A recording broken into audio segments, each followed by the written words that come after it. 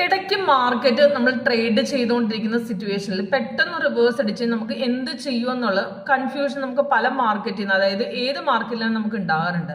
അപ്പോൾ ഇന്നത്തെ ബിറ്റ് കോയിനിൽ അതുപോലൊരു മൊമെന്റ് ഉണ്ട്. ഇപ്പോൾ ബിറ്റ് കോയിനിൽ നോക്കുകയാണെങ്കിൽ രാവിലെ നമുക്ക് ബൈസിക്കിൾ വന്നതിന് ശേഷം അവിടുന്ന് കൺഫർമേഷൻ ലെവൽസ് വന്നിട്ട് പെട്ടെന്നൊരു ഹൈക്ക് താഴേക്കൊരു ഒരു സഡൻ ഒരു ഹൈക്ക് വന്നതിന് ശേഷമാണ് പിന്നെ കയറിയിരിക്കണേ. അപ്പോൾ നമ്മുടെ സോഫ്റ്റ് റവറിനനുസരിച്ച് നമുക്ക് കറക്റ്റ് കൺഫർമേഷൻ ലെവൽസ് ഓക്കെ ആണെങ്കിൽ അവിടെ അടുത്ത് ഞാൻ ട്രേഡ് എടുക്കാം.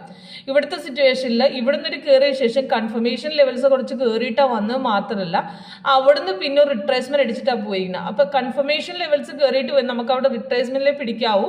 അതല്ലാന്നുണ്ടെങ്കിൽ നമുക്ക് കറക്റ്റായിട്ട് നമുക്കിത് ധൈര്യമായിട്ട് താഴെ ഗ്രീൻ ആണ് ഹോൾഡ് ചെയ്യാം. അല്ലെങ്കിൽ എക്സ്ട്രാ കളർ വരുന്ന സമയത്ത് നമുക്ക് എക്സിറ്റ് അടിക്കാം.